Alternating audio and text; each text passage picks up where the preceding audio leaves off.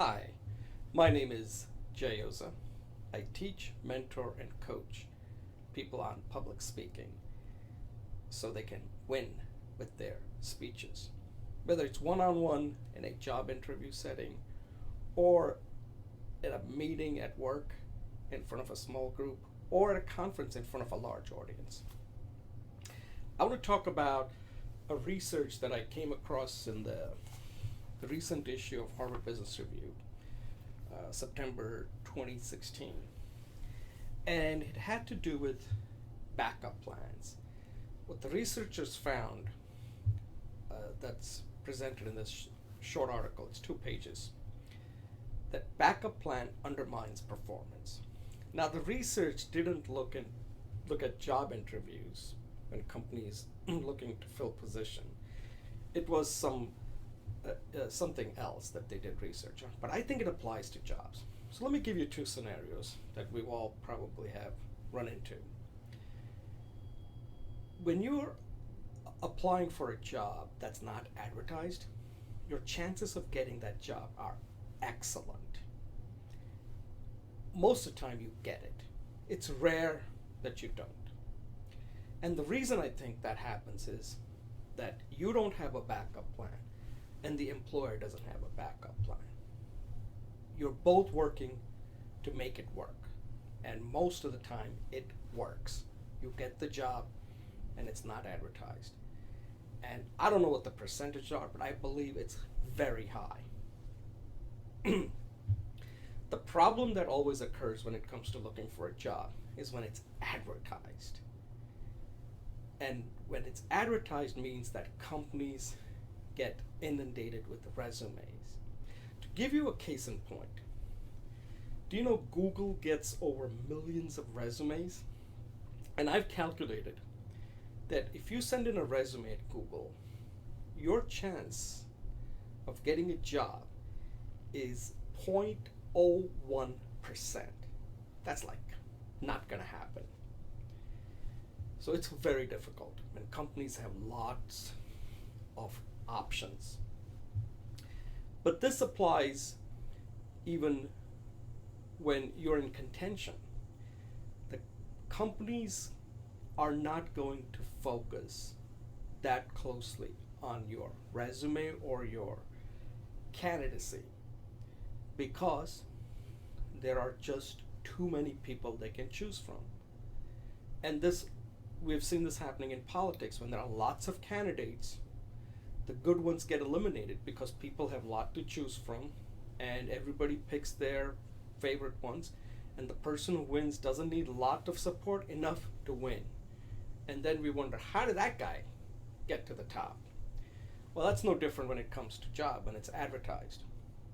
So for example, let's say you are applying for a job and you think you have the necessary background, interest, and insight to get the job. However, that's not how the company feels. The employer is saying, oh, we'll look at but if you don't work out, we got option 2, option 3. They have backup plans. And as a result, they could potentially be missing out on an excellent candidate.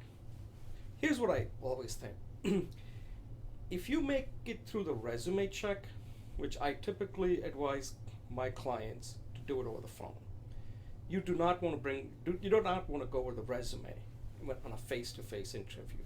A face-to-face interview should be either you both are going to come to an agreement to move forward and accept a job, get a job offer that is, or it's going to end it right there.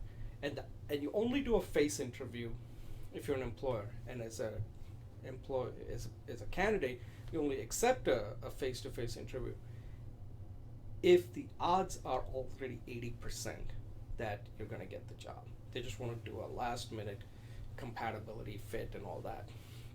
But the resume should not be in the picture anymore once they invite you for a face-to-face interview. But what happens is, if they have backup plans, they're not going to do the due diligence that's required.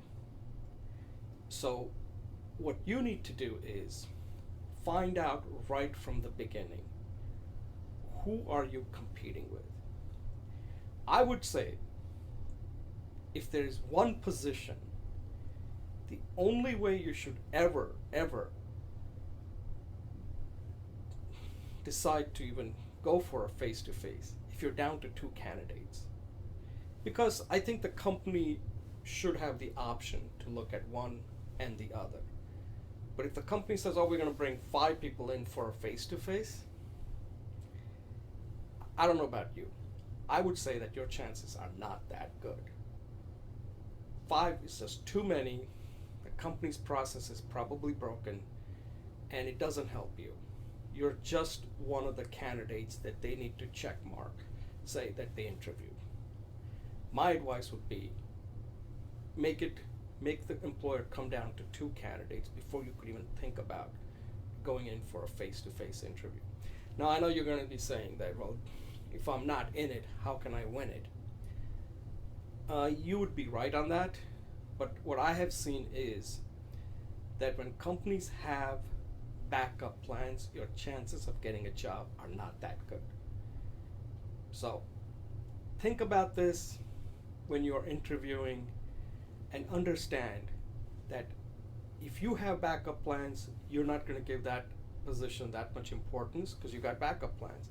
Similarly, if an employer's got a lot of other candidates they're looking at, then you're not going to be that important to them either.